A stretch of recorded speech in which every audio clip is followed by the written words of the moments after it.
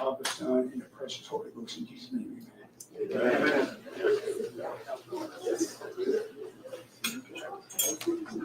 The servers will come around. You've got 3 entrees. I think you've got a steak, a chicken, and a salmon. Get your orders in. Reverend Cosby, you're in the wrong seat. You're up here with us. I don't know why you're trying to hide. Jesus. Why are you trying to hide from it? You're right over there.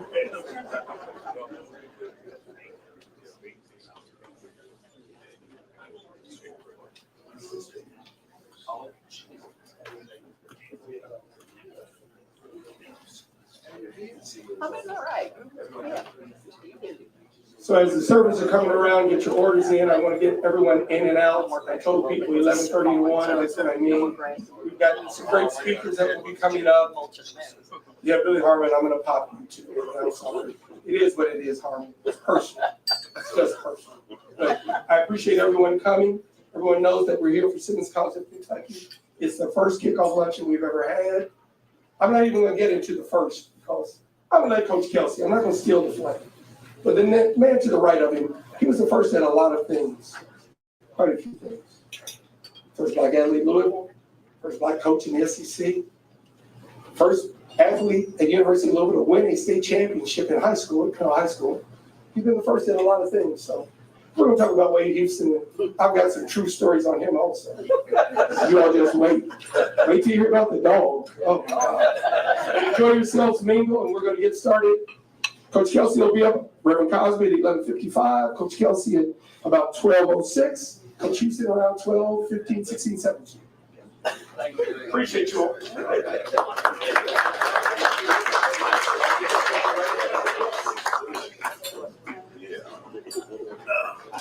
Yeah, I came in with Coach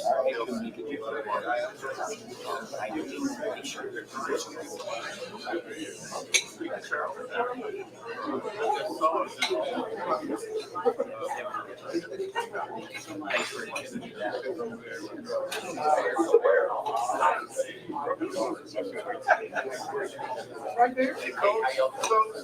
That's my wife, Sharon. Pat Kelsey.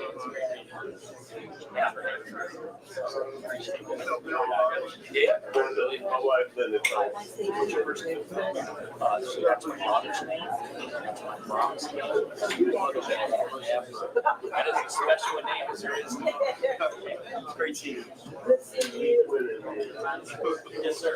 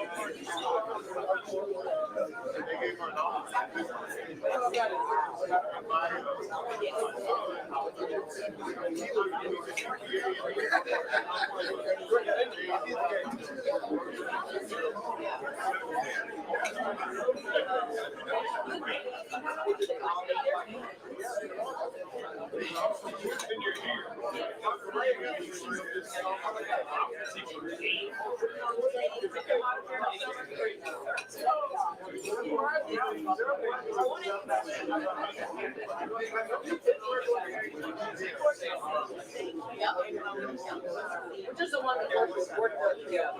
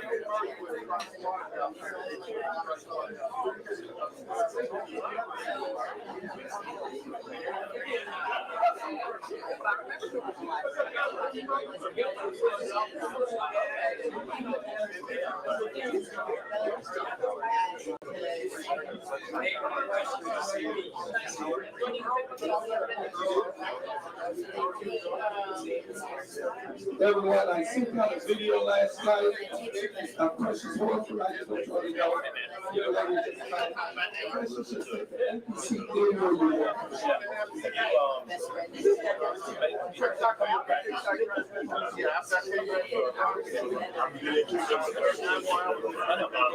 Yep, we're going over to, we're actually going over to, yeah, so. Y'all bring our team.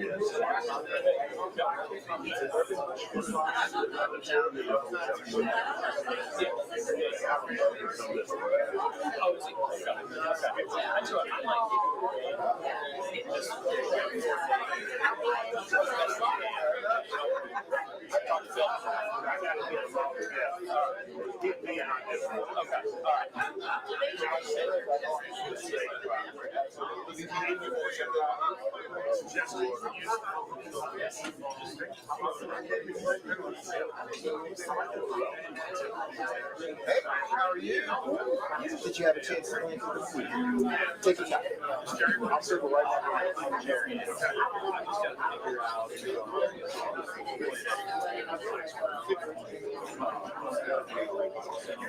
It'll be moving, but it's okay.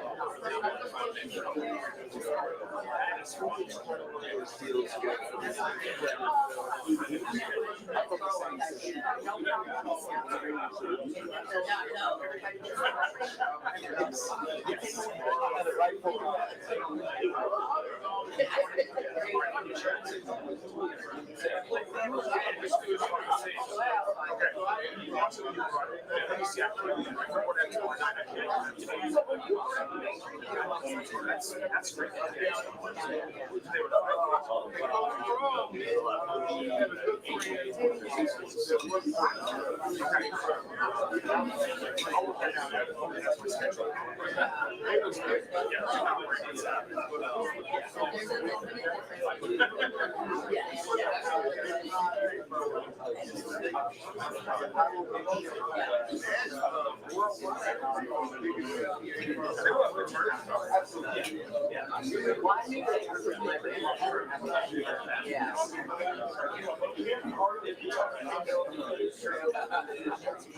Like you stole something.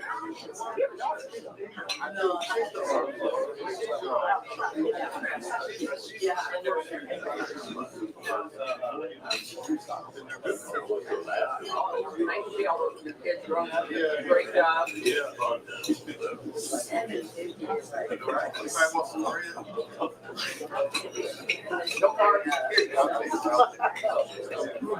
Hi, Hi, how are you? I'm fine. How you You doing? look good. Good to see you. I started to bring my buddy, but he's sleeping. Your buddy, Joe. yeah. He was stupid. Well, I'm disappointed. I will. I'm being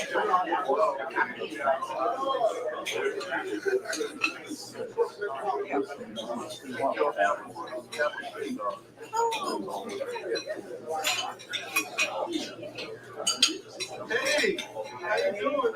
Oh, hello. Miss Alex, how are you? Good boy,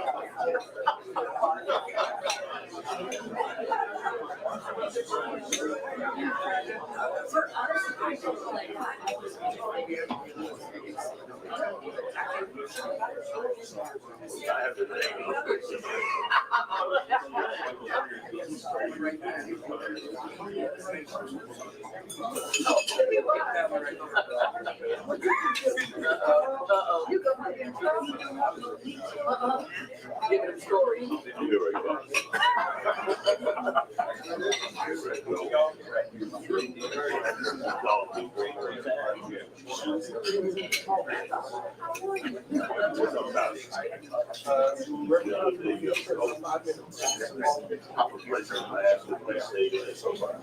I'll let you speak.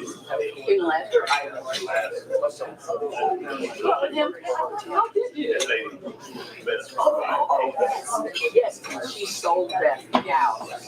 I don't know what we're gonna do now. We can start finding. I just love the I know that. Oh, yeah.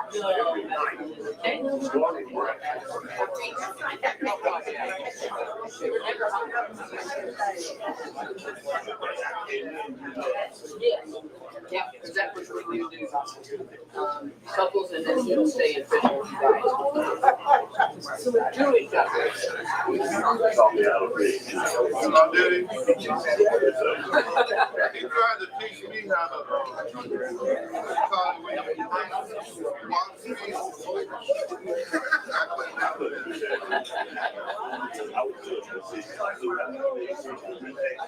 Oh, yeah. You know, after our sophomore year, he took me out. Coming back from on the side road, I'm supposed to teach you how to drive a 6-year-old. So, we jerk.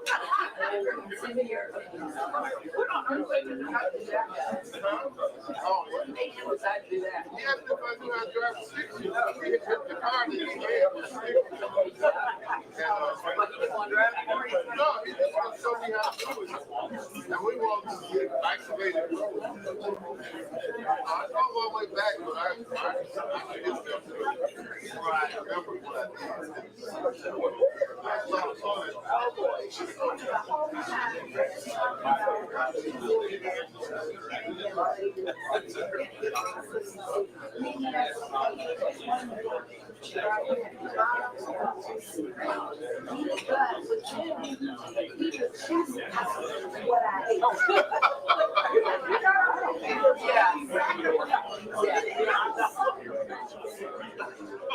You don't like that. You don't want that one. You want this. This is what you want. Yeah. No one likes that. Yeah, we do. No, you don't. Okay. I gave up.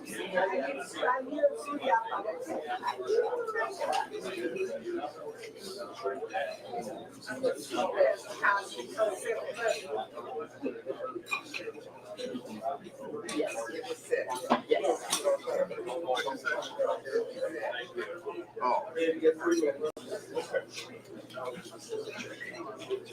So are you doing a group class workout? Or you're working with a trainer? Are you all in the same class? Yeah. She's been there for years. I'm just Get it, mama. So I've never done it.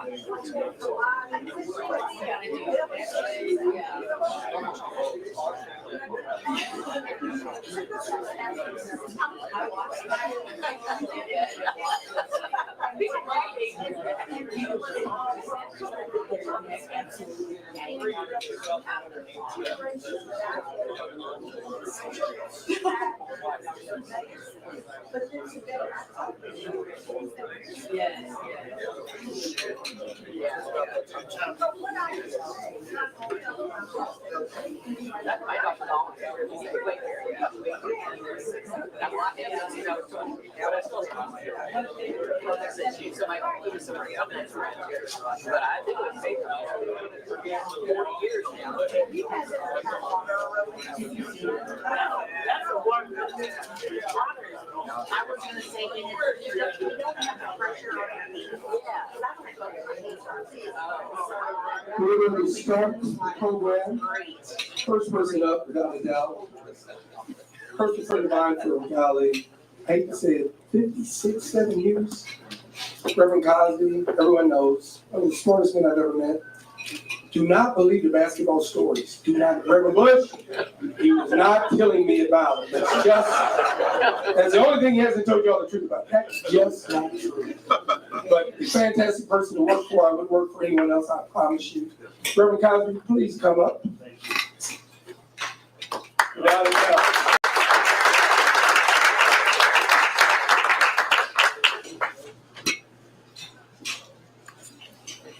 To our athletic director, who is without peer, and to Coach Kelsey, my friend, Coach Wade Houston, and to our great mayor, who has helped to make Simmons College, Louisville an HBCU town. I welcome you and thank you so much for coming out to help support an institution that is having a profound impact. We should all be proud of Simmons College of Kentucky. We are the comeback historical Black college university in America.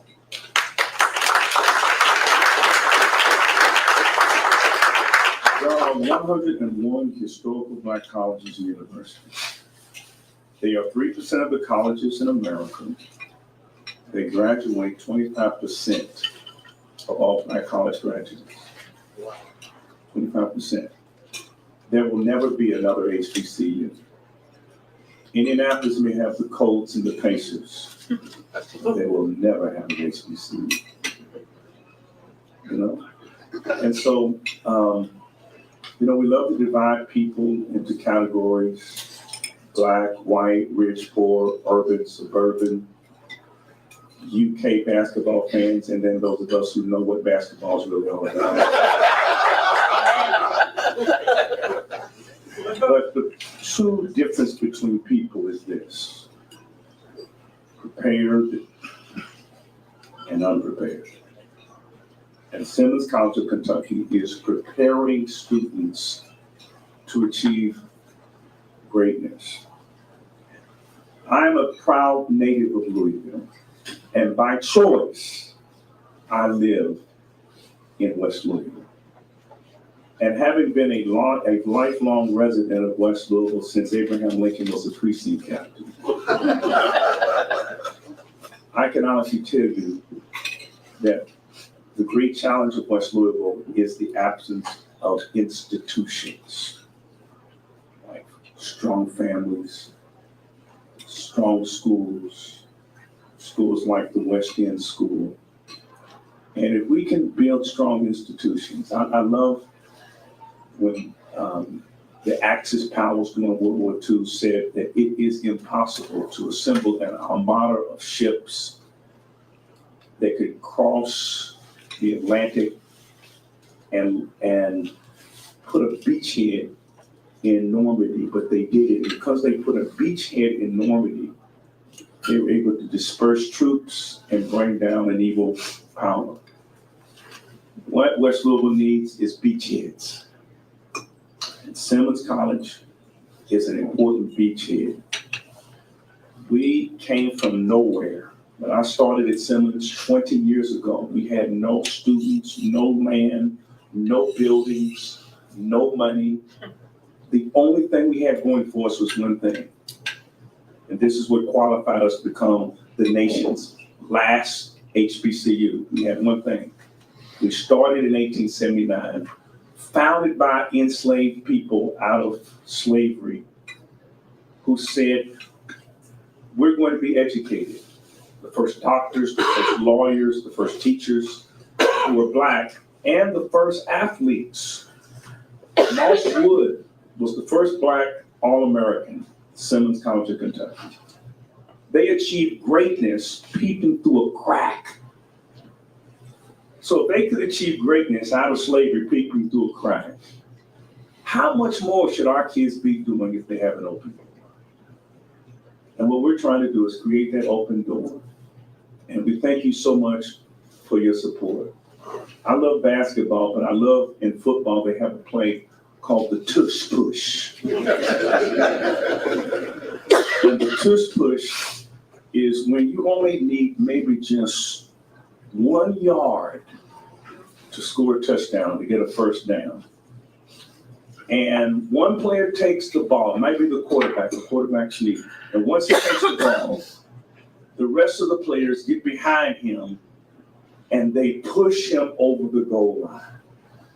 You have pushed Simmons College of Kentucky into greatness. Next year, we will be reclassified, not as a college, but as a university.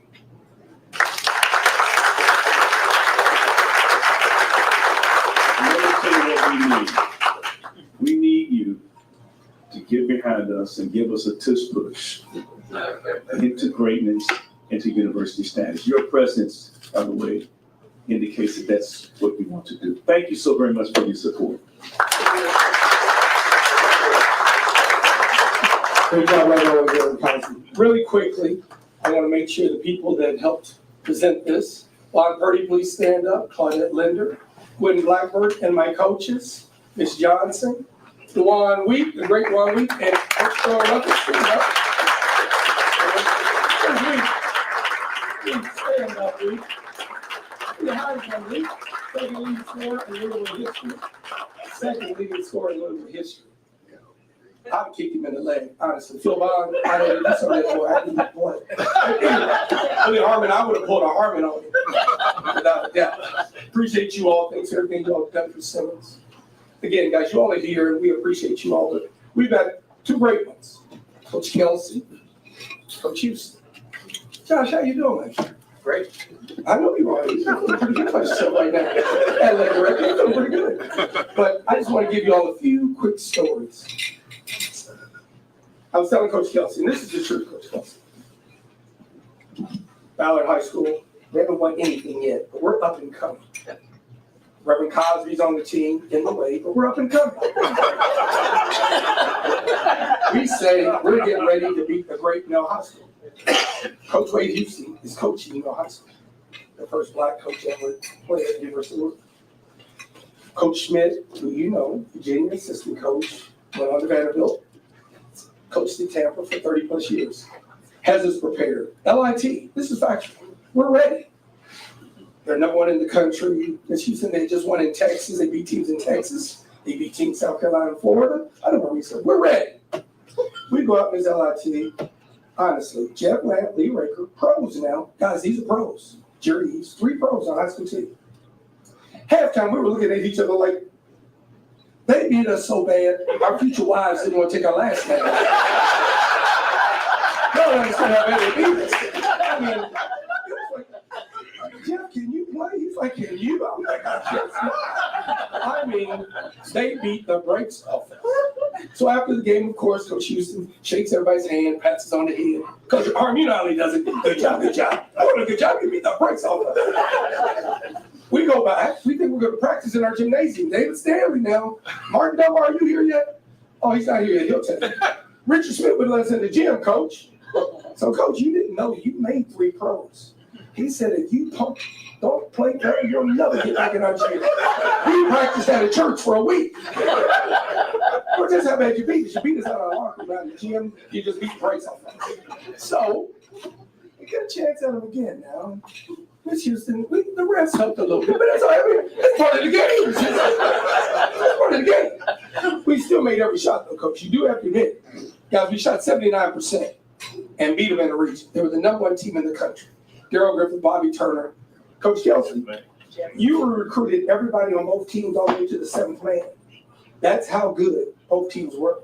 I'm just being 100% honest with you.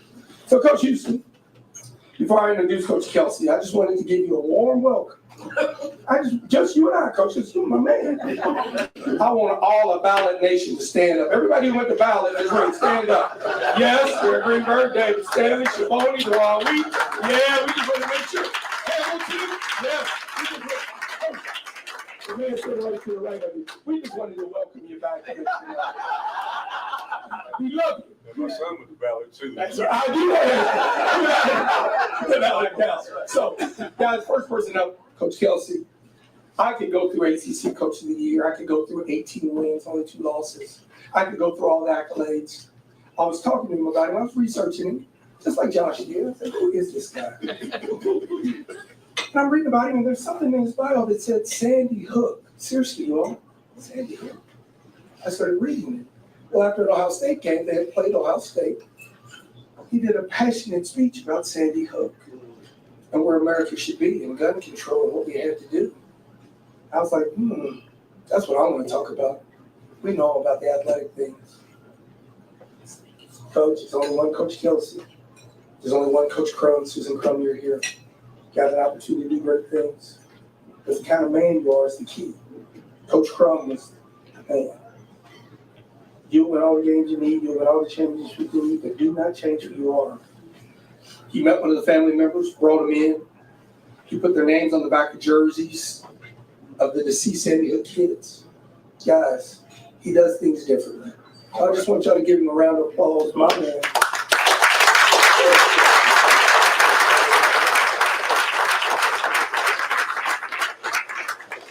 Wow. I want to correct you on a couple things. You said a couple great ones up here. You ain't lying. It ain't me. Hey, please stand up. I need those. You must stand up for me. Come on, Precious. So Precious, There you go, Coach. so Precious, really cool. A member of the women's team here. Earl is her coach. And by the way, they won a national championship. They played in 3 national championships. She's in the Army Reserves. She's been deployed 2 different times. Is that correct? And played in the national championship game this year after the deployment, landed and got into the game representing our country and representing our city in a first-class manner. Let's give Precious.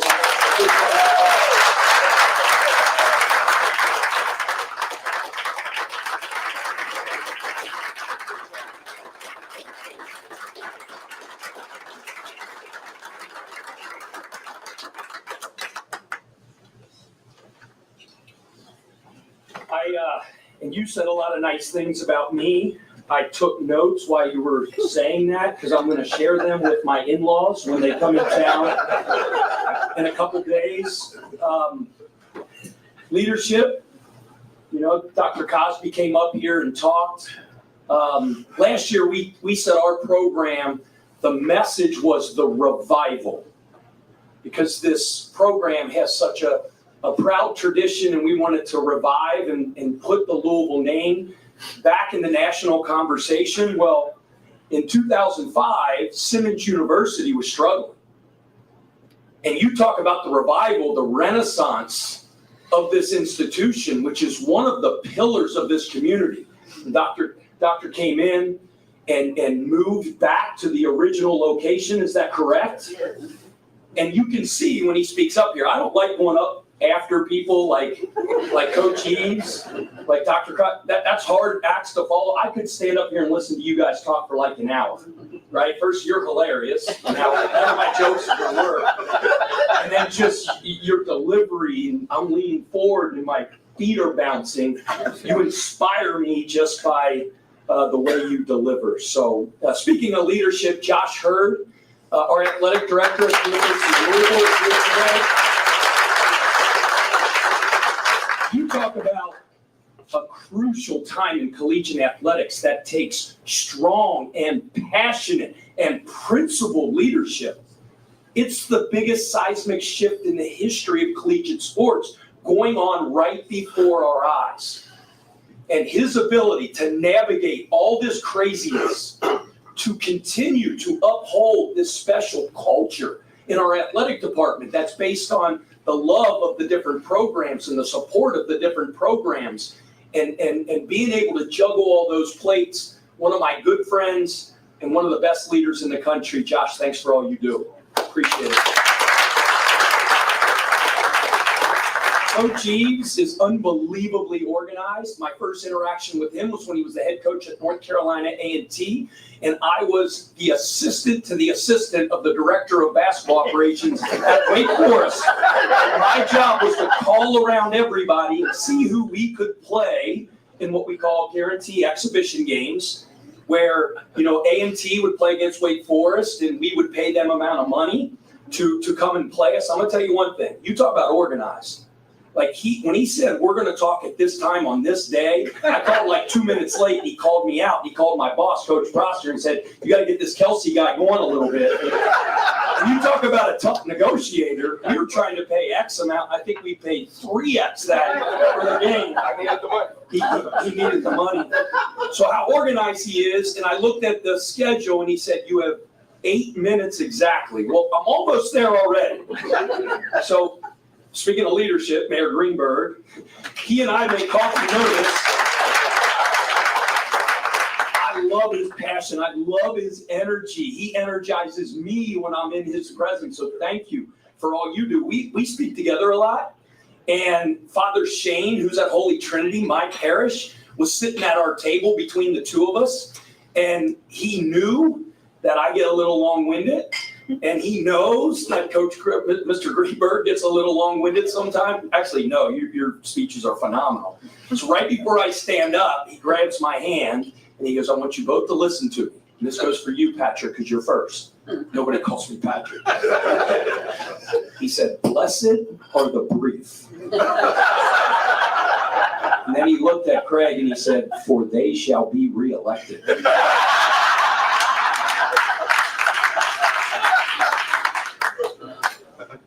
DeJuan Wheat. Yeah. December 18th, 1993, the Louisville Cardinals come to Laramie, Wyoming, and play against the Wyoming Cowboys. And the Wyoming Cowboys had this 5'9", pencil neck, pimpled face freshman point guard named Pat Kelsey.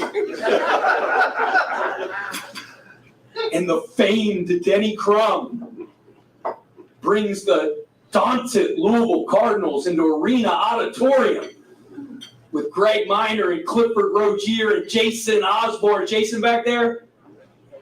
DeJuan Wheat. My matchup is DeJuan Wheat. I held him that night to 37.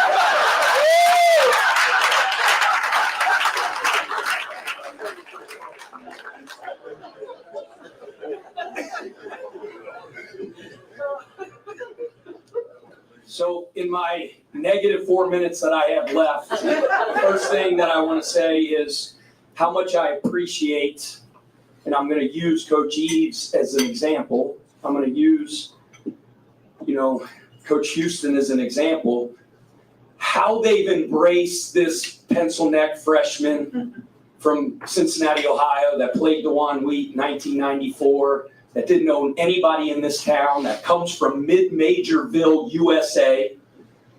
And Josh Hurd took a chance on this dude who hadn't really signed pros and all that stuff. And these guys have given me a chance. They've treated me in a first-class manner. They've supported me. Obviously, they have relationships with Coach Payne and who is a national champion and will be a brother to those guys and will be an important figure in this city forever and ever, who is a class individual that treats people the right way. And that's a phenomenal basketball coach. But they gave this guy a chance. And I just want to say thank you to all you former players, Dewan, all you guys for your support thus far. The Revival last year was an exciting season, and it captivated this city in a lot of ways. It ended earlier than we would like. I know what I signed up for here. I know what Coach Crum, the legacy and the expectation that he established in this town. Susan, thank you for all you do for this city. The Denny Crum Scholarship Foundation that you asked me to be a part of this year, and how that's affecting people's life. Thank you for the effect that you're having on the Louisville community. Susan, sweetie, Crum.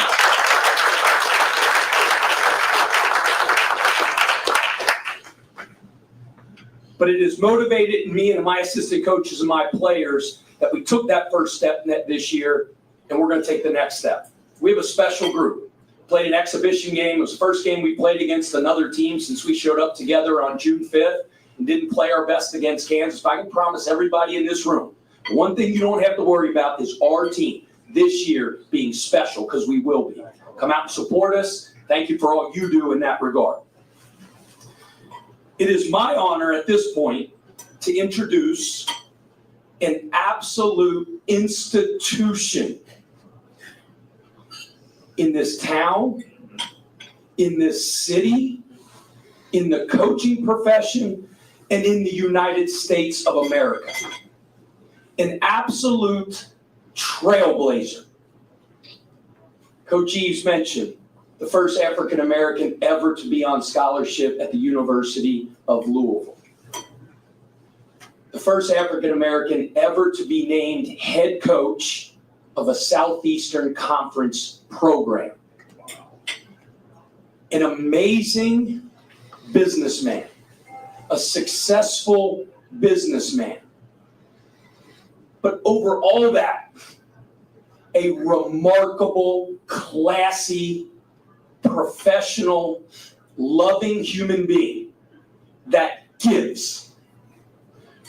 Whether it's the Allen Houston Golf Outing in Alcoa, Tennessee, that provides opportunities and scholarships to African Americans to go to college so they can produce in the world. Whether it's the Allen Houston Initiative, which his son started, he's on the board for, that champions father-son relationships, mentoring to the young men in the communities around the United States, to implant in them the confidence and the motivation that they can do and accomplish in the same way that this great man did. I know that cat can recruit. You ever met Alice?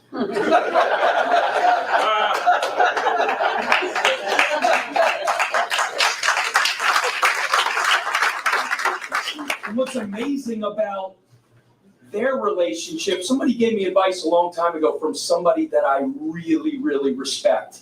And it was near the end of his life. And I said, what is the advice you would give to be the best father that I can be? And he looked at me in the eye without hesitating and he said, love your wife. And the loving relationship that they have, the children that they've produced, the things that they've gone on to accomplish in the world is special. Alice is a trailblazer as well.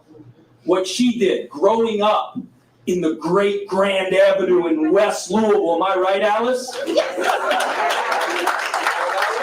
3 doors down from the great Muhammad Ali. Think of these connections. John Wooden to Denny Crum to Wade Houston to Muhammad Ali. I mean, there's greatness everywhere. And just me being in the presence of these great people and learning from them, being supported by them, I can't be any luckier. Thank you for what you've done for this community, for this basketball program, for the city of Louisville, and for kids everywhere in giving us hope. Big round of applause for the great Wade Houston.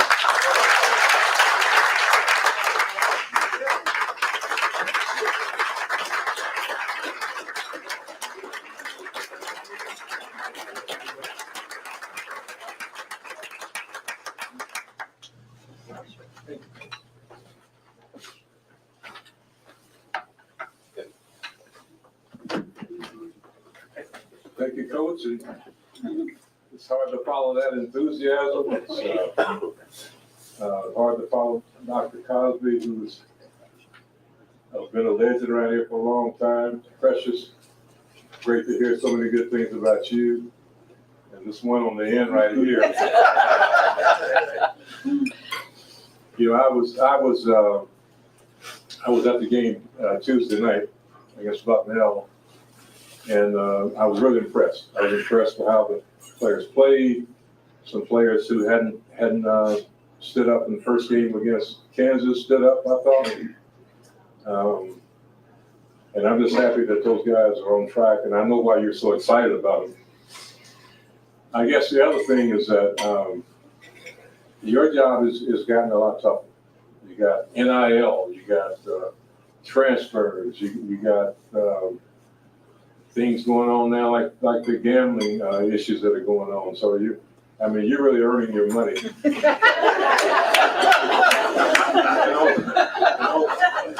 On top of that, all the other stuff going on, you got to pick the right players. You got to pick the right talent. And talent, it sort of reminds me of the time I was with Denny coaching, and I went to see a young man in New Jersey named Milt Wagner. And I go see Milt play, and as the game starts, Milt starts out on fire. I mean, he's making jump shots from the out of bounds, almost half court. He'd make a jump shot, and somebody in the stands will out on the court and throw a hat on the floor, and he'd go behind his back, and he might throw it against the wall somewhere, but everybody loved it. So I came back and I told Denny, I said, Coach, I said, I just saw a player in New Jersey. I said, now, he is out of control. He's going to do things on the court. And he said, Coach, he said, just remember this. He says, we can coach him down, but you can't coach him up. So I said, okay. So a few games after that, I guess maybe the next year after that, we got a young man named Bradford Smith. And we're playing against Notre Dame up in Indianapolis, and Bradford Smith is playing against David Rivers, the star player for Notre Dame. So Bradford was just ultra athletic. So he gets a steal, goes down the lane, tries to dunk over David Rivers, is called for a charge. Referees look over at us and say, well, he's charging. So I'm sitting on the bench. I love the Bradford. Spent a lot of time trying to recruit him. So Denny walks down, had his program rolled up in his hand. He looks at the other coaches and he stops right in front of me. He says, that with Bradford Smith is just out of control. I said, Coach, remember, we can coach him down.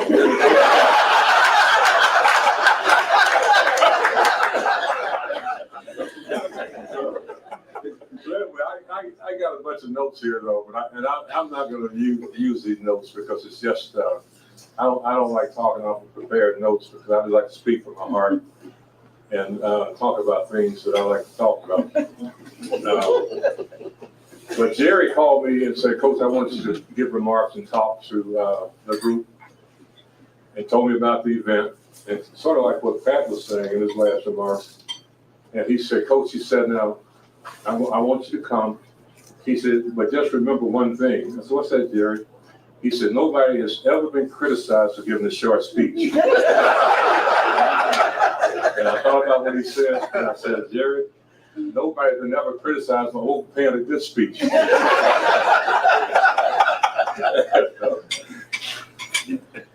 So anyway, so I got,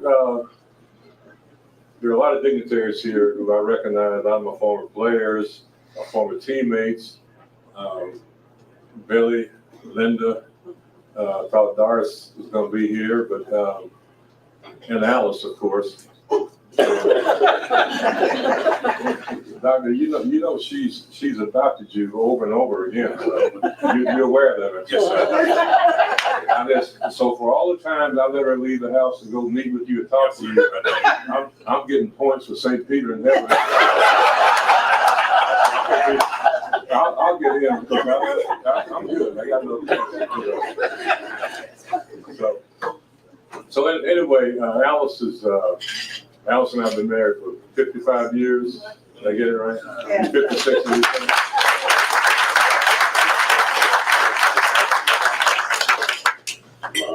And her mother, by the way, lived in the same neighborhood with Jerry and Ken Carla.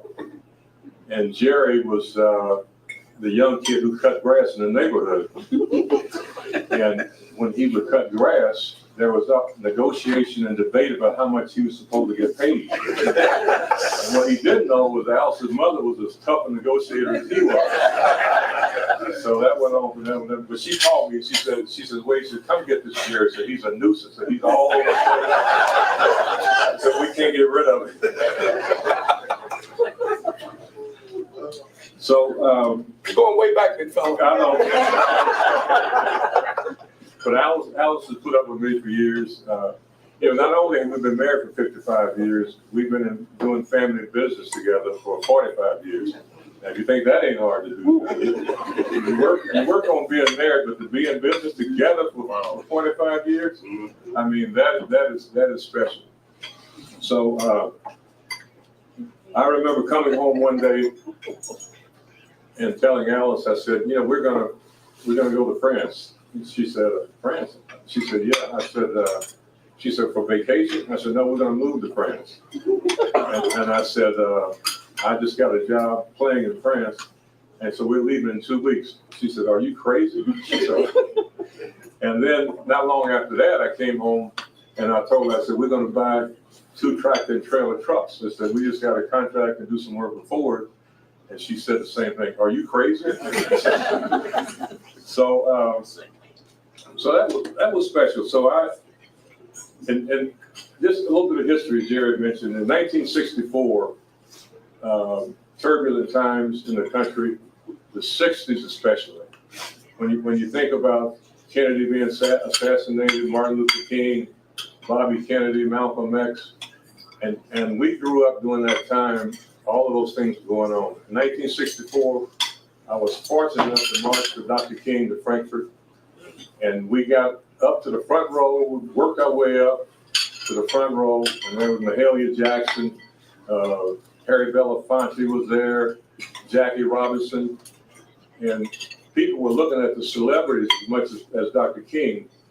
But I sat there on the front row and listened to him give a speech, and I said, I'm wondering to myself, what is it everybody really likes about Dr. King? And his speech was so mesmerizing, just to listen to him talk and how he could come across to people was just amazing to me. And I always remember how impressed I was as a youngster. I was a sophomore in college at that time. So, but I came here in 1962 from nowhere, from Alcoa, Tennessee. Very meager beginnings. My dad was laid off like every other month. He was laid off from work. Our bathroom was on the back of the house. Didn't have much at all growing up, but I saw him go to work every day, whether it was where he was laid off or whether he was doing some other work for just cutting grass or doing any kind of work. So I became one who watched him and said, I want to become an entrepreneur because I watched how my dad worked and how he provided for us. And it's just amazing to see him do that. So the 60s in my early childhood really was difficult, but it was also a learning experience. But I guess there are basically 3 things that I want to mention, and I'm going to sit down and stay on the time limit with Jerry. One is that I've been a part of great teams. I can remember Denny and I every year going out to, Susan, you might remember some of these. We go to the Final Four every year, and we at the Fellowship of Christian Athletes Breakfast, Coach Woodman was there, always there with us.